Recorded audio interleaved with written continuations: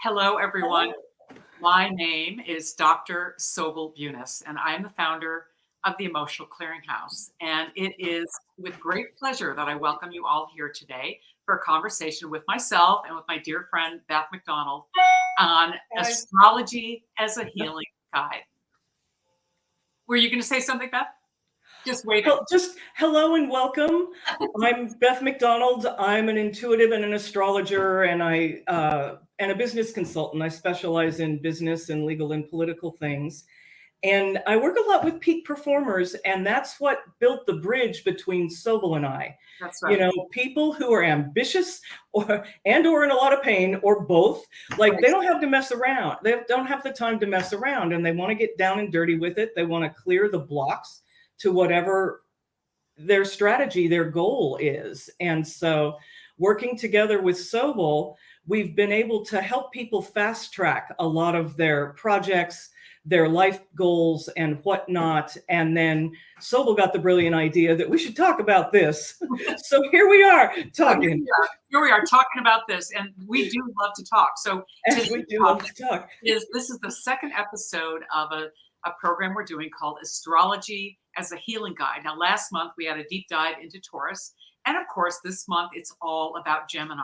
So, if you are a Gemini, of course, you're going to find a lot of information that we're going to share that's going to be very helpful for you. But like myself, I have a lot of friends in my life who are Geminis, including Beth.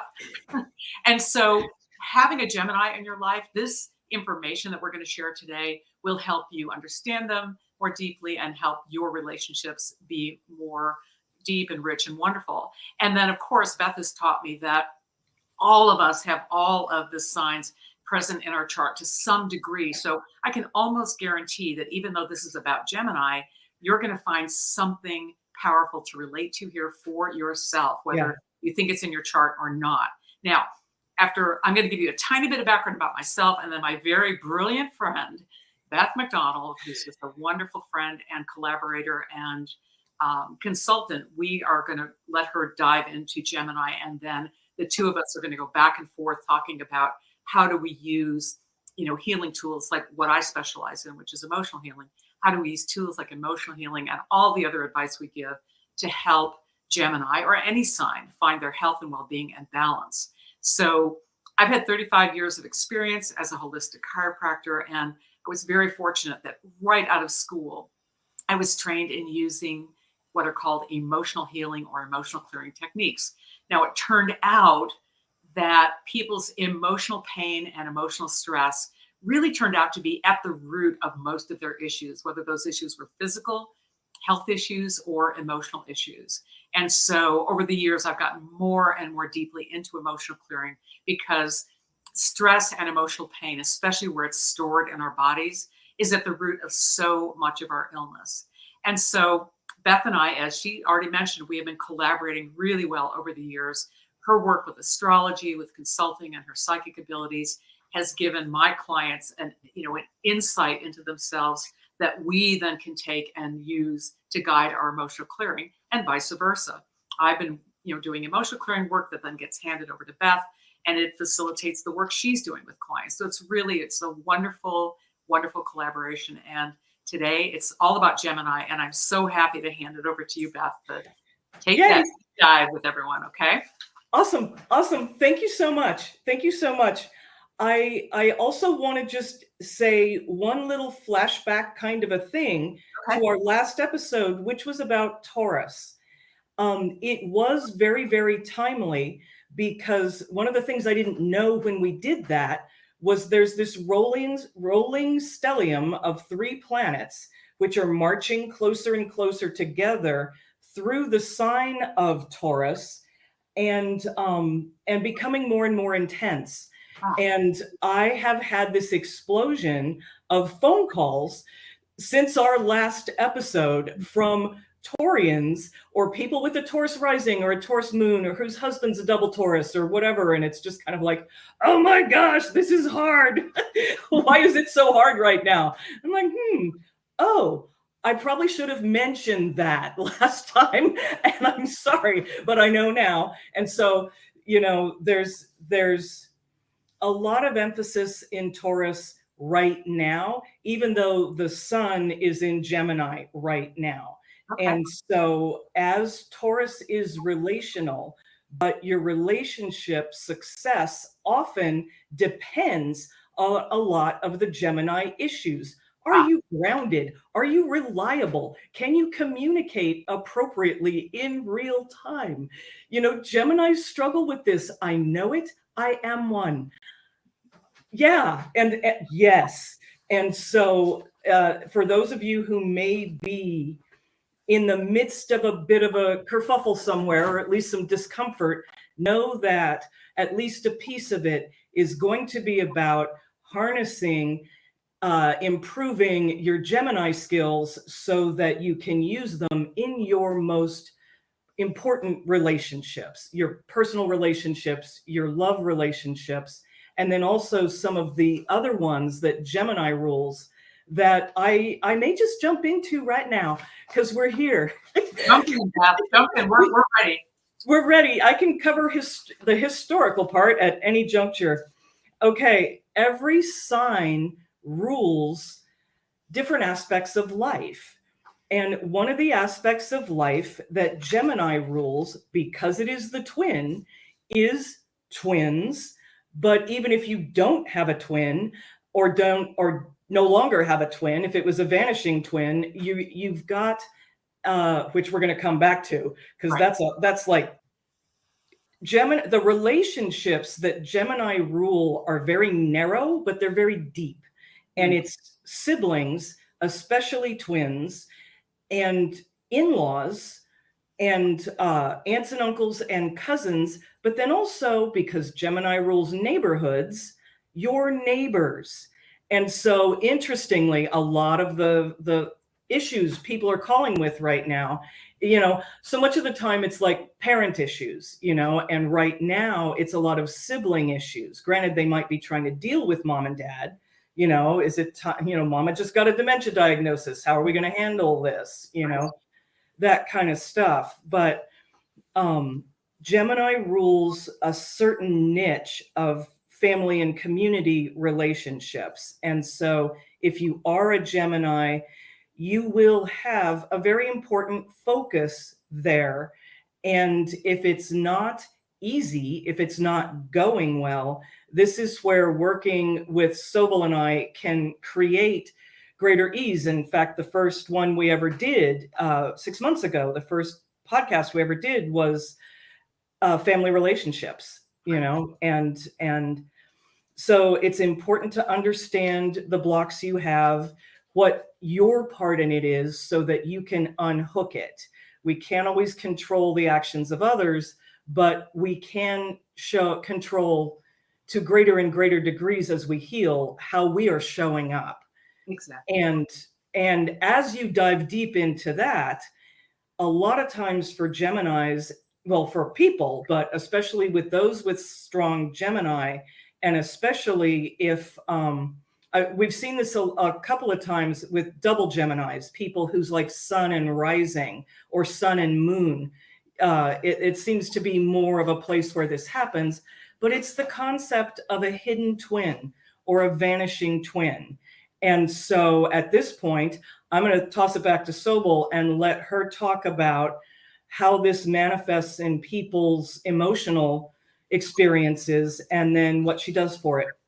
Okay, great. And I realized in my introduction, I forgot to give like a very quick down and dirty scenario about what emotional clearing is. So go for it. Very simply, let's see how quickly I can do this, have people understand it.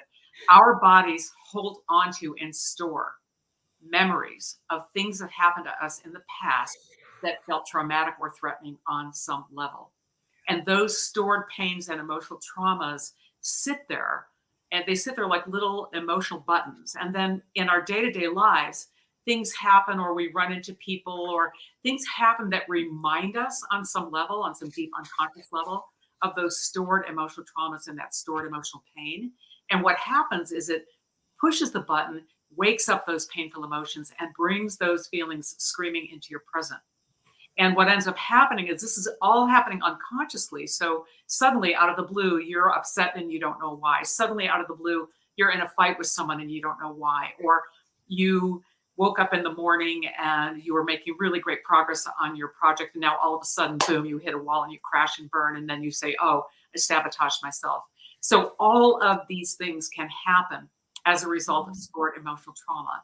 And we now also understand that almost all physical ailments have stress and emotional pain at their roots. So is it important for us to, number one, recognize that we're holding stored emotional trauma and do something to clear it for our health and well-being? Absolutely. And where Beth and I may have started 30, 35 years ago with this work, the scientists hadn't demonstrated and proved yet what we're doing.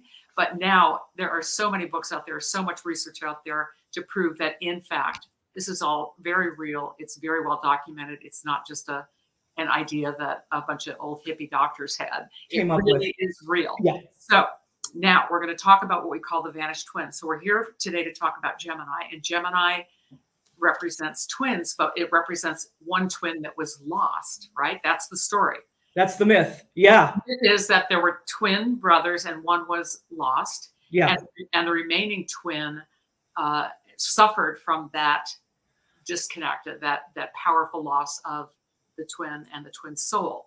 Now, in our world, it turns out that a certain number of pregnancies, like somewhere between 10 and 15% of all pregnancies, actually begin as twins, even in families where there are no twins born. Like a lot of people say, oh, but there are no twins in my family. Yes, no twins born. However, what happens is very early on in these pregnancies, sometimes as early as 1 month into the pregnancy, one of the twins dies.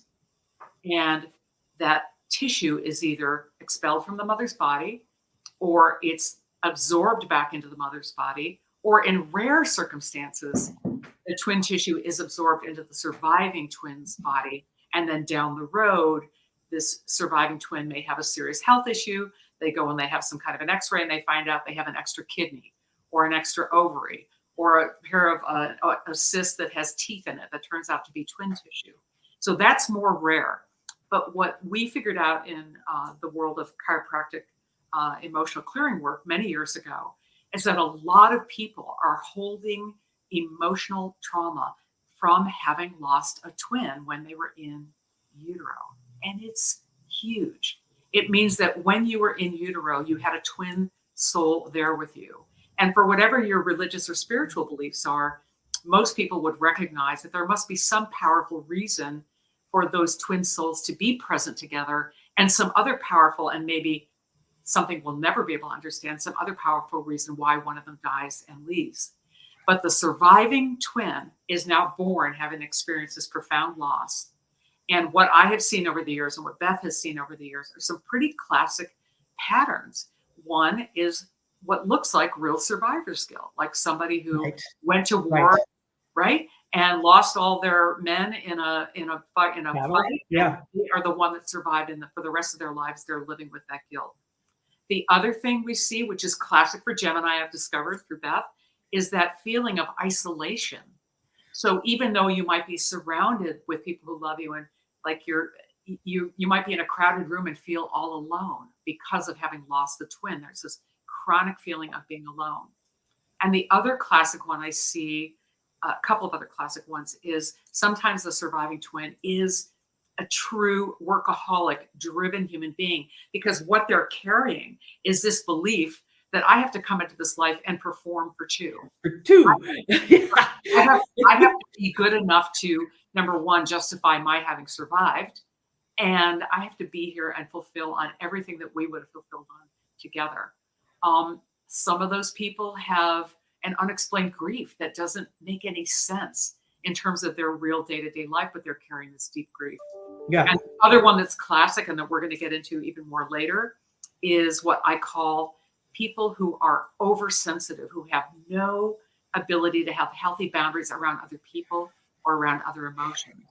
And this could be because in utero, they experienced the death of their twin right there, up close and personal. So any healthy boundary they might have been born with is shattered even before birth.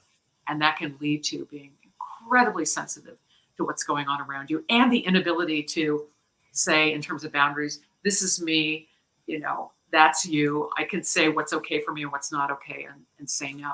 So all of those things are kind of classic vanished twin symptoms. And we now are jumping back into Gemini, who is carrying a lost twin energy regardless. Right? Absolutely. And for this little section of it, I want to go back to the some of the historical bits, because astrology, there's so many different kinds of it, right? And I practice the Western psychological astrology because it was pioneered through the ages by healers for healers, specifically to help people heal. Yes, you can use it to project when is going to be the best day to give birth, when is going to be the best day to get married or launch a new business or product or whatever. You can certainly use it for that. But a primary focus of the people who have carried this ball philosophically down the field, especially in the last 100 years, has been people in the psychological community who were also ministers or priests or astrologers, or, you know, there's a Venn diagram there. There's a place where astrology, psychology, and religion all overlap for your highest good. And so that's what I do. And one of the things I love about it is it's so imaginal. It's so visual. Even if you're not looking at the pictures, you can listen to the stories and the words, and you can get pictures in your head. The glyph, or the constellation of Gemini, is very obvious compared to other ones. And it literally looks like two people holding hands. Now, granted, they're laying on their side, which is, you know, I would have never figured that out like thousands of years ago, but somebody did, and thank God for that. But it's more obvious than most, and it's the twins, and they're not just there in the sky, they are connected by their hands. And so what that tells us is Gemini needs connection. They are not Aries. Aries is the lone wolf. Even Leo needs people, but Leo needs to be in charge of people, you know? Yeah. Leo is the king. Leo's here to rule. As long as we get that, everybody's good, you know? But the Gemini piece, it's like, you know, hand in hand, walking side by side, you know, that constant contact, that constant accompaniment. And so for anyone who had the vanished twin, that sense of separation without conscious, you know, that separation is going to give you a much more painful sense of separation, even when you're not separated from people, unless you're conscious about it. And you know, Geminis, because of that, can struggle more than most people understanding how other people perceive them. We all struggle with that gap in the spark plug, like between how we see ourselves and other people see us. But Gemini, if they're out of their power, if they're unactualized, if they're having a bad day, they're just going to look needy and like grasping, groping for attention, just to not be alone. And so that's also frequently one of the things we find is that when you're working with someone with, or if you're around someone with unresolved Gemini issues, you know, a lot of the boundary stuff is like, oh, boundary schmoundry. I just don't want to have to be alone. And yeah, jump, baby, go right in. I just want to add in one little point here that ties in with that sensitivity I was talking about, that people born without those healthy boundaries, those people are especially sensitive to what other people think of them. Oh, yeah. In fact, later when we get into talking about which emotions are related to which body parts and all of that, which I think we should definitely give people. Yes, help me keep track of time on that. Yeah. What we will find is under the spleen and pancreas meridian, the very first emotion is being oversympathetic. And what is oversympathetic? Right. You got no boundaries around other people's emotions. Yeah. And so when people have an opinion about you, or you are perceiving that people have an opinion about you, it's excruciating, and it can be very triggering for people. That's what I wanted to tie that in with what you just said. Yeah, awesome. It's perfect. It's perfect. So, and then that leads me to the next little piece about the constellation and the myth. The constellation is the twins. In the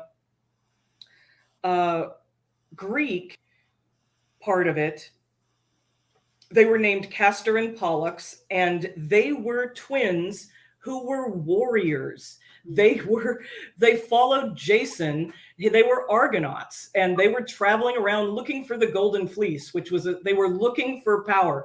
And so on some level, Geminis are often very male. Even if they're a woman, they're very strong. And when they're out of power, they don't get it. It's like, oh no, I have to just hang on because I'm not strong enough to be alone.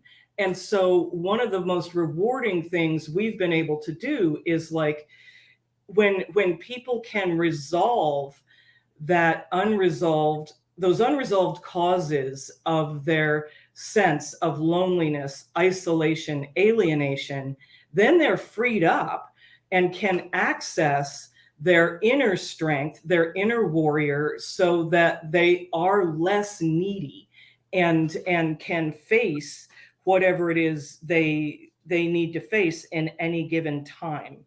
Can I add in another little comment right here? Because it's just too juicy. The myth is so powerful in this one. Yeah. This is great. You promised me this was going to be powerful. I know. Well, one of the things that happens when people experience something very powerful and very threatening in their past, they come to a conclusion, right? And inside of themselves, like let's say you're a child and your parents keep saying, "Oh, I'm going to be there at your baseball game, or I'm going to come to your play, or we'll be there for that," and then they never show up. So it happens over and over again, and finally, it's so painful and so deeply hurtful that the child comes to the conclusion, "Oh, people make promises, but don't keep them." Yeah. Right. So this is now a belief. So the point I wanted to get to here is you are now carrying what we call a limiting or mistaken belief in your nervous system. And what that means is as you go through life, every time that someone makes a promise and doesn't keep it, it reinforces that belief. Right. But there are probably hundreds and thousands of times where people did make a promise and keep it, but you can't take that in. Right. It's like you almost can't experience it because you keep gathering evidence to justify this belief that came on at a time in your life when it was extremely painful and you needed to find a way to explain it. So to the Gemini and to feeling so alone, if they are carrying some kind of a mistaken negative belief about truly being alone, right? Yeah. Then they will have all these experiences of really being connected, but they won't be able to experience it or see it. So that's one of the ways that identifying this kind of a thing and then clearing it from your nervous system. Like a lot of times after I clear a negative belief with someone, I say, okay, your homework is how many people you're really deeply connected with. Your homework is to notice how many people made a promise and kept it, because that limiting belief has been preventing you from seeing what's right in front of you. So that's another deep healing potential for the Gemini who feels so alone, so disconnected, and believes they're alone. Oh, yeah. Root of that. And now they can see, oh, actually, there's all sorts of people that are loving me, connected to me, here for me. Yeah. And I'm so glad you said what you said the way you said it, because for the people I do long-term work with, when they start hitting these junctures, I make them get a binder. I like a big one, like 3 inches, 3 rings, and then about 20 divider tabs with pockets, so you can keep track of stuff. Right. And like you put all your readings in one of them, you put all your astrology charts in one of them, you put all your spirit guides in one of them, you have your journal in another, and then one of the sections is like gratitude lists. What's good? What's right? What's working? Who loves me? When did things work out? What are all the things that went right today? Because the training, once you get those blocks cleared, the training is a process, and the more time and energy you put into it, the faster you get better, the faster you start to see results, and especially the magic of it. And Gemini rules magic, and we're going to talk about that in a minute. Okay. But you know, I really believe in Carl Jung's philosophy around synchronicity and healing, and synchronicity and spirituality. In his mind, synchronicity is the keys to the kingdom in a lot of ways. But for me, synchronicity, the piece of it that I resonate with the most and that I share about the most with clients, is that synchronicity is how whoever you believe God to be, whoever you believe the organizing forces of the universe are, and your spirit army, your spirit tribe, your spirit guides communicate with you. And where there's ease, where there's flow, where there's like a butterfly that just happens to be going by the window when you look out. This is one of the most often overlooked sources of anchoring power, because and the more you're just listening and open to synchronicity with a grateful heart, then the less thinking you have to do, the less work you have to do, because you're just listening. You know, you're listening to your world. And so as you get clearer, you practice, and then you develop those skills, and things just get easier and easier and easier. Granted, you have to put the time in. Yeah. Maybe just looking at all the wonderful notes you sent me about all these different aspects of Gemini, and you said there's a disconnect between heart and head. And just now you were saying, oh, they'll have to think less. You connect that. Yeah. And so what came to me when you sent me those notes was, oh, somebody who's more in their head, more thinking than feeling, are not able to connect those two. What occurred to me is, in my experience, that sometimes when people have had a lot of trauma in their childhood around feelings, like having parents that said, you don't feel that way. Like every time the child that awful languaging. I believe this, and they've got adults going, no, you don't. That's not true. You don't think that. You don't say that. The gaslighting. And that's one thing that happens that leads people to end up in their head, because the head is a safer place to be than, right? Yeah. And also, if they grew up in a really emotionally violent home where emotions were terrifying, then the head becomes a safer place to be. And so you would ask me about head and heart connecting, and I thought, well, if you're in your head more and it's always thinking rather than feeling, then it's not safe and okay to feel. And those are two of the reasons, in my experience with working with people, is that they've had their emotions completely discounted and argued with from the time they were very young. So they no longer trust that what they feel is true, or they have this horrible experience of people expressing emotions in such a powerful, negative, and dangerous way that they retreat into mind rather than heart. So those are. And that's going to be particularly difficult with the air signs, people with a lot of the sign of air, the element of air. The air signs are Gemini, Libra, and Aquarius. Okay. And so a life lesson of any of the air signs, but especially Gemini, is going to be bridging that gap between your head and your heart. And also Gemini, because of that, rules bridges.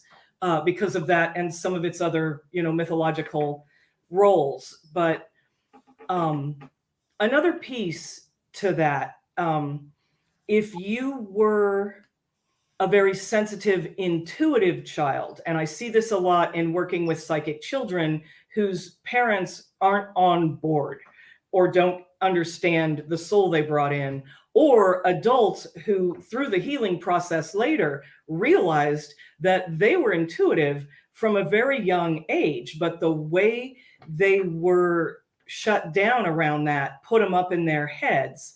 It can be a very powerful actualizing piece of work when those things start happening. When that bridge gets built, those wounds get diminished, so that you have that integration.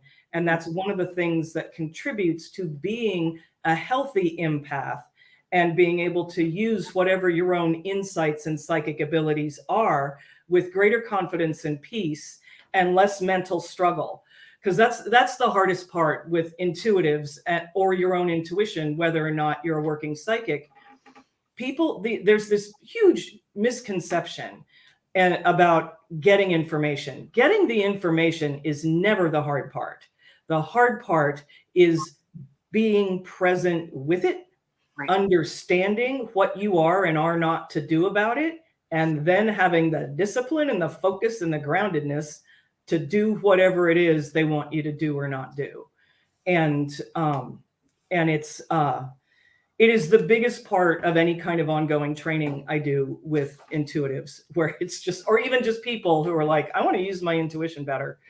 And that becomes another journaling exercise. It's like, when did I follow it? What happened? Yeah, that kind of thing. Yeah, it's so funny. I every now and then I, get together with old friends from home, and there's some of their kids who I've known since they were really little. Sometimes they'll say to me, "Okay, what do you want me to know? Tell me, what's the lesson you want me to know?" Because they see me as kind of a, An intuitive yourself. Well, you right. are. Yeah, And yeah, the first thing I always say is trust your gut, yeah, trust your yeah, intuition. Like yeah, whatever your initial gut response is, trust that. That's a level of truth that nobody can know but you. yeah. It's pure you. So, Oh, like I get it. yeah. Yeah. And this is another thing I want to just finish with around, at least for now, the mental piece for air signs, and especially for Geminis. People with a lot of air often have learning disabilities, Ah, ADD, dyslexia, that kind of thing. And there's a very strong connection between those things that are considered to be a disability and your intuition.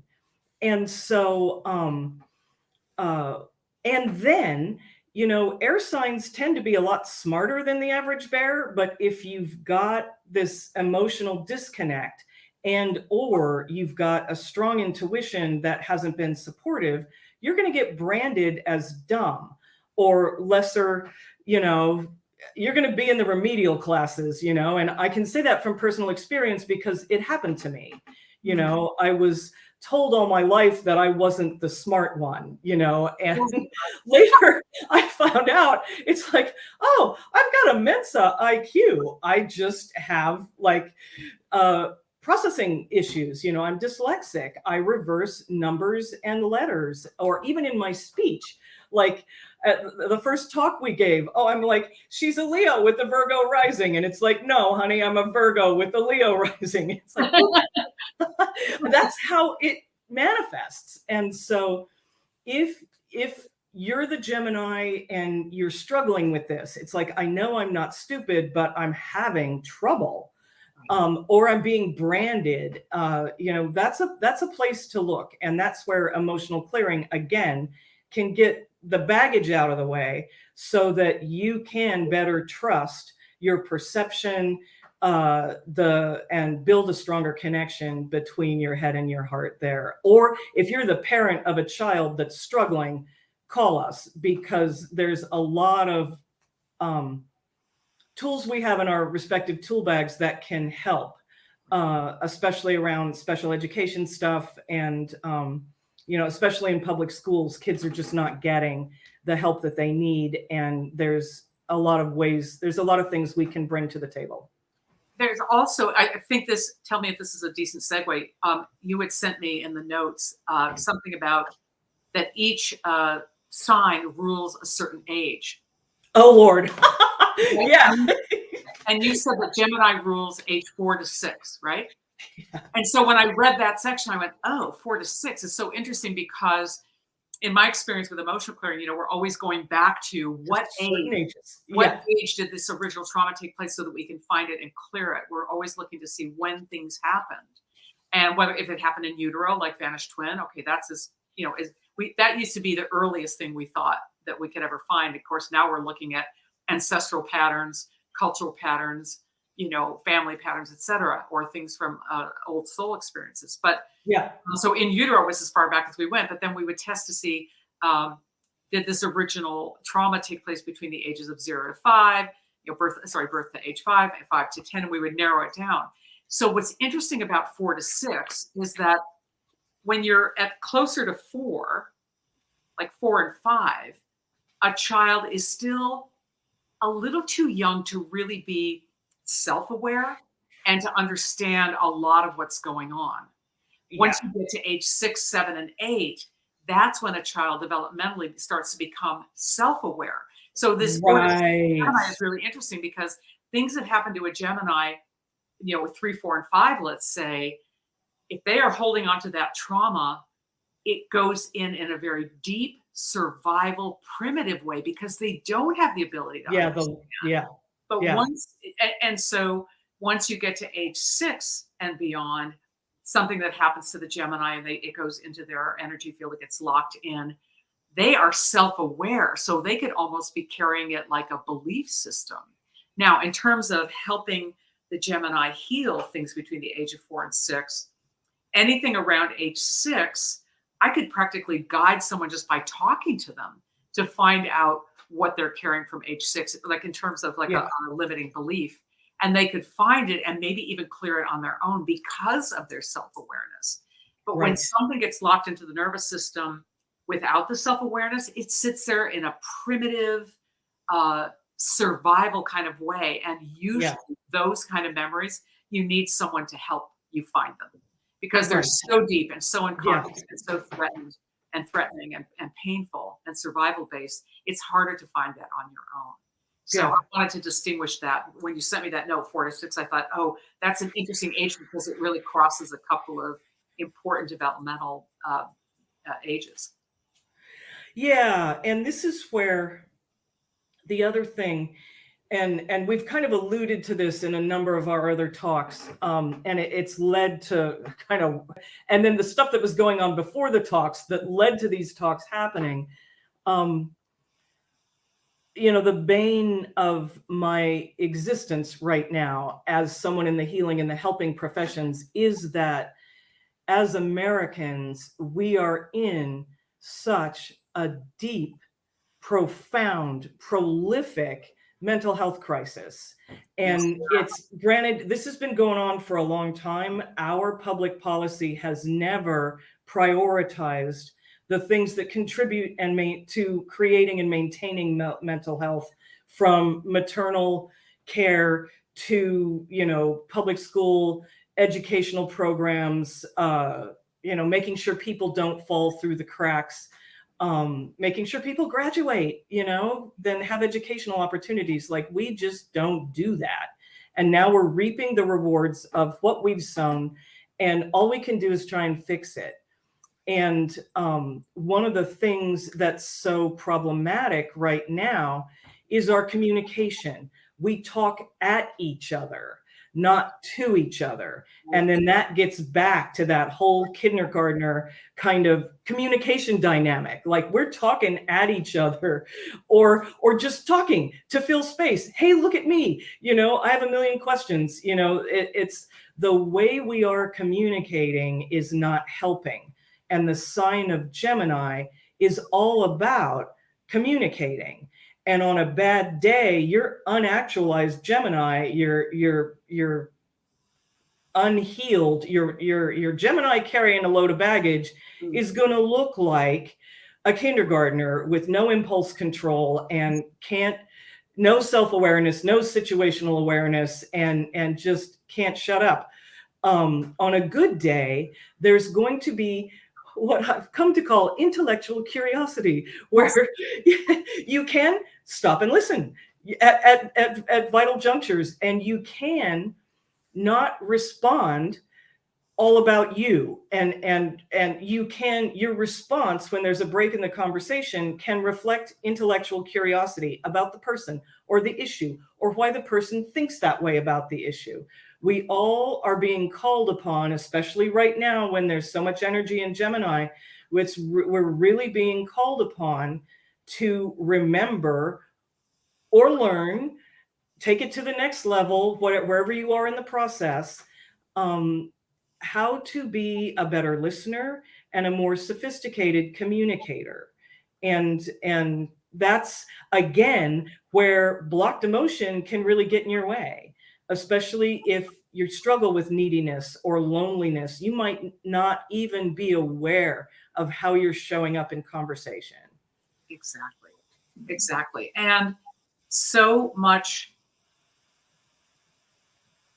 of what you said, people talking at each other. The other piece that I see is that people are so quickly now having such knee-jerk responses Yes. to finding out some piece of information about someone. Oh, you support that politician, I support this politician. It's almost like it's game over. Right. And, I had a conversation with some friends last year, and I said, well, but you have all these other things in common with that person. Like, Right. big, Good. I said, you have big, deep spiritual things in common with this person, and Yeah. you just found out they vote differently than you, and you're completely cutting them off. And Without asking why. where is that Yeah. going to get us? If you can't build on the things and the things that are really important, like I would say on a grand scale, this person would probably be able to say, I recognize that these deep spiritual pieces over here actually are more important in the grand scale of life than this political system we have. But why not look at the power of what that is and the power of having these profound things in common with each other and put the political piece down here and open up a conversation and keep building on what you share and Yeah. what you have in common. And from there, you can start to see that how people are choosing politically is different as you can imagine for each person. It's not the same for any two No. people. It's No. just not. We're all so complex. And the ability to just, as you say, communicate and listen to be able to listen without formulating an answer as you're listening. To really listen openly, to really take it in and not already have your answer or your argument more like it, right? Ready. Yeah. And that's, I don't know, Beth, where do we get back to that? Do we ever have that skill? Well, and I think there's a lot of it, and this is where I think it's going to be a fun segue into the magician part of Gemini. Gemini rules magicians and alchemists who were the first healers, the sorcerers, the wizards, and especially alchemy. In ancient times, there was a belief, actually up until about 200 years ago, there was a belief that you could turn base metals like lead or silver into gold. And they worked real hard trying to figure that out, and nobody did. But it became a really profound metaphor for healing. Yes. We all have baser metal. We all have baser instincts. And the people around us all have baser metal, baser instincts. The world we live in, honest to God, all my groovy hippie friends want to make it all about humans. But in my sycamore tree, right outside that window, the hawks eat the crow babies and the crows eat the hawk babies. It devastates me every spring. And yet this is Earth. And so there's three pieces to this alchemy. There's three pieces to where I think we all have a personal responsibility to become a better magician. And that's in converting our own issues, our own dark wounds into the grace and our superpowers, that help us serve our role in the community. And then reflecting that back, being able to be the wizard, or at least the wizard facilitatrix for the people in our community in the weirder moments. And then being able to turn the baser, the darker, the more awful and difficult things about the world we live in into something more pleasant. Right. Now, there was an old hymn that I, in the church I grew up with, where it's like, let there be peace on earth, but let it begin with me. And I think that's where a lot of people, again, who get really stuck up in their heads or get really over empathetic, miss the boat. You get points for having good intentions, but if you're more upset with the baby seals and your refrigerator's been broken for 3 weeks and you don't have the courage to really get it handled with your landlord, there's a problem here, and so it's really profound. It's really important to stay focused on your own issues, make your issues your healing priority, and so that you can have that alchemy, become that wizard, to become more proficient at turning your darker material into your light, the shining star at the core of your soul. And then that's what you express. That's what you share with your community and the greater world. Exactly. Does that make sense? That's beautiful. I love that. Yay. So we're rocking right along. The first thing I want to do is just something I probably should have done a few minutes ago, which is just like tell our viewers, if you have questions, please send them to on the chat box to the moderator, and she'll get them to us. And we're happy to talk about whatever you want to talk about. In the interim, I'm going to segue now to the gory details. Each sign rules aspects of your physical body. Yes. And Yes. each sign rules aspects of your psyche and your soul, your emotional and psychological well-being or healing priorities. And so the primary drive of Gemini is reaching out. And so the body parts that do that first are your eyes, your hands, your fingers, your arms, the things you use to reach out. And so if you have a lot of Gemini in your chart, or especially if it's negatively aspected, if it's afflicted, then you will be well served to make sure you stay on top of those issues. You know, like make sure, like if you're a Gemini, make sure you get your eye exam every year and get your prescriptions up to date, you know, so that you don't do more damage. Right. And that sort of things. Gemini also rules your lungs, especially the upper lobes of your lungs and your ribs. And this is where it all gets so magical for me.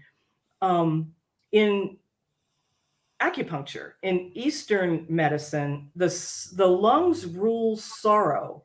And so again, there's this correlation between the deep sorrow that Geminis carry and ailments they may have on the physical plane. And so, you know, if you're a Gemini, you know, you might not want to be a smoker, you know, you might want to like make sure you stay on top of your x-rays, and now with COVID, you know, make sure you're taking care of yourself. Right. You know, wear your mask, you know, just wear your mask. You don't want this bug, or you want to put it off as far as you can. It also rules your thymus gland, which is the regulator of your immune system, which is kind of a way of, again, it's kind of a boundary between yourself and the rest of the world. Exactly. And it also carries, like, the thing I always am just blown away by is, like, if you have an autoimmune disorder, technically that means part of you doesn't like you. Part of you doesn't like you so much, it's trying to kill you. And so getting at the hating of yourself, which again is so common for surviving twins, right? Because there's a part of you that's always kicking yourself. It's like, why did I stay? I could have gone with them, you know, why did I stay? And self-doubt, you know, right. And so, and then that leads to, you know, the nervous system as a whole. You know, air signs, and especially Gemini, are going to struggle with anxiety, you know, always second guessing, especially with their intuition, especially if they have baggage around their intellectual capacities, if they were gaslighted. And so, again, that's where I've seen Sobyl's work be extraordinarily powerful, especially with people who were not getting the results they wanted from their traditional doctors. You know, being an alternative doctor, and then also having these emotional this toolkit to help you deal with the emotional aspect of whatever your ailment is a absolutely magical thing. Well, this might be a perfect segue for me to talk about that connection between, you know, stored emotional trauma and physical ailments. Right. So, what's so fascinating is, I mean, just in my observation, in my practice, because I was so lucky to come out of school and get trained right away in emotional When you did, work, yeah. I was doing chiropractic adjustments, nutritional work like functional medicine, and emotional clearing on almost every patient. So it was really all about, like, somebody might come in with neck pain, but that neck pain, this is a classic story. Oh, when did it come on? Oh, it came on suddenly. I was just hiking with a friend and all of a sudden I got this excruciating neck pain. I said, really? What were you talking about? And it turned out they were talking about, her friend was saying, oh, I'm getting ready to file for divorce from my husband. And the woman, when she heard it, her neck went out. Now, we were able to use muscle testing to find out, why was it, hearing your friend talking about divorce, what did that trigger? And of course, it went back to something from her childhood. This was years ago. I can't remember the detail of it. Right. But I could have just adjusted her neck and Right. had her walk out the door without neck pain. But I would have missed the opportunity to get to a root emotional trigger that was stored in her nervous system that anywhere down the line could get triggered again and cause a Yeah. physical ailment. So that was really a big lesson for me, right? Number one, physical, physical ailments can have this deep emotional connection. But I started noticing that, wow, here's a woman that I'm working with. And when we do emotional clearing, it's always anger, resentment, frustration, depression. Well, those are liver gallbladder emotions in Chinese medicine. And I would also notice that those women, very many of them, had gallbladder issues, real Yeah. physical gallbladder Yeah. issues, real physical liver issues that were affecting their hormones and their ability to detoxify. And I thought, oh, that's interesting.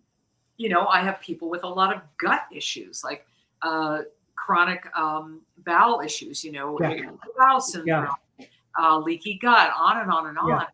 And they had typical gut emotions as it relates to acupuncture, Right. Chinese medicine. So what's fascinating is now we understand, the statistics say that at least 70% and maybe as much as 80% of all doctor's visits are related to stress and emotional pain. Yeah. That's science now coming Yeah. in. And we'll go ahead and put numbers and proof to what you've Yeah. already done for 30 years. Happy to do it. I'm happy to quote the statistic. So we are now recognizing that our emotional pain and our stored emotional trauma is at the root of almost all of our physical issues. So what can happen is, depending on you as an individual, you could have a spinal issue that's connected to your kidney emotions. You could have a spinal issue that's connected to your liver emotions. It's not the same for everyone because everybody is so different in terms of how they hold emotions. So I thought it might be helpful to give people like a general sense of which emotions go with which Chinese medicine meridian, which is how the body stores them. And Yeah. when I say these emotions, just listen and see, oh, do I resonate with this group of emotions? Do these feel like this is where I'm really stuck? Because people used to come into my office and they'd see the big chart of emotions and they'd go over to it and they'd point to a group of emotions and say, oh, that's me, or oh, me. that's my husband. Can you fix him? Because they related. So let's start with classic lung, because lung and large intestine, you said Gemini tends to have lung issues, upper lobe of the lung. So the lung and large intestine emotions are grief, sadness, profound yearning, defensiveness, anguish, compulsions to deep compulsions. I mean, grief, sadness, anguish. I mean, it's painful emotions. Defensiveness is a big one. Yearning, I find that one all the time. So if you hear that group of emotions and you relate to it, then you may have those lung and large intestine meridian issues. Liver and gallbladder, classic. Anger, resentment, frustration, depression, emotional repression, which means keeping all your emotions in, feeling galled and feeling stubborn. Those are classic liver and gallbladder emotions. And I'll name a third one because this one covers the full spine. And when you look at Gemini, you see these, what did you say? Shoulders, hands, wrists, everything reaching out. A lot of that is classic kidney meridian emotions. Oh, interesting. Kidney meridians, fear, dread, Right. paralyzed will, impending doom, Yeah. feeling timid, feeling miffed, bad memories. All of those are kidney and bladder meridian emotions. Now, this doesn't mean, oh, if I have these emotions, I'm going to have a sick kidney. It means this is where it's stored in your body, through the nervous system and through the meridian system, and how that manifests in your organs is as unique as you are. So if you heard me name a group of emotions and you went, oh God, those really feel like mine, then that's where a lot of your clearing will come from those meridians and those emotions. That's so huge. I'm so glad we took the Yeah. time to do that, Yeah. because one of the things that I had just learned right before COVID, a little while before COVID, was just the degree to which most human adults can't take a minute and take a breath and answer the question, how do you feel? You know, they'll tell you the same story a different way using different words, but most human adults don't know how to say, I feel angry right now, or that made me angry, or I am sad, or that made me sad, or this is the exact moment I realized how sad that event from 17 years ago made me. Part of the mental health crisis is we didn't do the best job of educating our generation and the one after it about that piece and how important that is. And so, for any of us who are doing any kind of healing, learning how to do that, learning how to be more proficient at that in any given moment is a huge priority. And for people who aren't so good at it, or have moments where they're not so good at it on a recurring area, this is where the kinesiology, the neuroemotional technique, the emotional clearing that you do is so powerful, because it can jump the brain. It can jump the consciousness and get at what's in your body. Your body knows a whole bunch of stuff you don't. And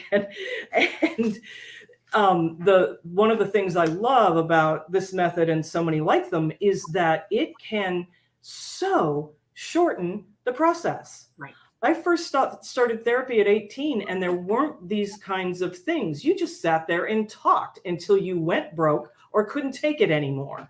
Right. And it often didn't clear the trauma. It just made you more aware of it. And exactly. what I love about this is that for those of us who are stuck or get stuck and can't get at it, this method will help you get to it, understand it, clear it in record time. And that's why it's such a favorite of peak performers, whether they're athletes or business scions or just like tiger moms, you know, who people who have ambition and are driven to succeed, and or are just sick and tired of being sick and tired. This is a really profound, quick, inexpensive way to go. Right. And I think, a lot of people, have said that to me over the years. My God, I've been in therapy for 20 years. And in 5 minutes, we got to the root and cleared something that, I've been dealing with for 20 years. And it doesn't mean that the therapy wasn't good therapy. No. Because therapy, I said, okay, so you've had your 20 years of therapy. You're super aware of what's going on. And you probably cleared up a lot of things in your life that you had access to consciously. But what I'm getting to are the things that are so deeply held in the unconscious that talk therapy can't get to it. So consider your therapy years of watering and fertilizing and investment for your tree. And we came along with this emotional clearing. We put our hand on the piece of fruit and it came right off because you had prepared everything and you were ready for it. And I think you were ready when people are ready, right? Yeah. So, I think that's the beauty of therapy. Therapy can get you to where it can get you, but if it's really locked in a deep survival mode, you need something else to help you get to it. Especially if it is trauma, if it is, and if it is complex, a variety of different kinds of traumas sustained over years and years and years and years, then you want something that's going to enable and empower you to see results quicker. And it's not just results in terms of your consciousness. It's results in terms of your way of being, how you're walking through your day. Are people looking at you different? Are they talking to you different? Are you manifesting new and better opportunities? more money, better health, however it is you measure. But you want to be sure that you are getting tangible results that other people notice, because that's how you know you're doing it. Like, darling, you look marvelous. Marvelous. Marvelous. Now, we are right at the end. So, Beth, I want you to go. Let people know how to reach out to you, what you're offering. Okay. My phone number is 805-708-2935. My website is Beth McDonald Consulting.com. Don't forget the consulting, because BethMcDonald.com is a woman who writes vampire novels, and you will not get me through that. And so that's the best way to reach me. Beautiful, Beth. And I have some astrological guidebooks that can also short circuit the process on how to better navigate Mercury retrogrades, Venus retrogrades, Mars retrogrades, which is coming up. The next Mercury is in the fall, and the next Mars is at Christmas time. And so I have a beginning and advanced. And so check it out, because it can help expedite your process. Beautiful. Is that why Elon Musk is going to Mercury, because he wants to Mars, because he wants to avoid Mercury retrograde? I wouldn't presume to understand him, and I would love to see that man's chart, because me too. It will be fascinating. That'll be a lunchtime. That'll be lunch. Our next lunch. Yeah, we're doing that over lunch. Yeah. All right, honey. Thank you so much. Thank you. I learned so much about Gemini. I'm really excited. I am Dr. Sobyl Bunis of the Emotional Clearinghouse. You can find me at my website, emotionalclearinghouse.com, all one word. And I offer 3 different levels of care and service. Number 1, some people love to have private sessions. I'm available for private sessions. And some of you want to do emotional clearing without having to do a private session. You want to do it on your own. And I have 2 options. Number 1, if you're the kind of person who can set aside 3 one-hour blocks in the course of a week, I have these wonderful programs you can do on your own. And it takes 3 one-hour sessions over the course of a week. They're very deep. They're very rich. They cover a wide range of emotional clearing.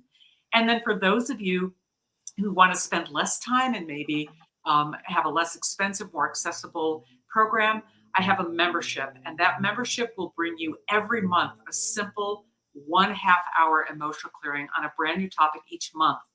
And it's the kind of thing you can come back to and redo and do different levels of healing.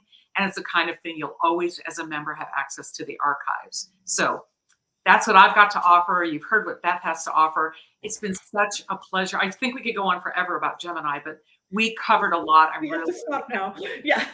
Today. Thank you so much, Thank Beth. you. Yeah, and thank all of you for being here. So yes. Bye for now. We'll see you next time at the next episode of Astrology as a Healing Guide. Take care, everyone. Bye for now.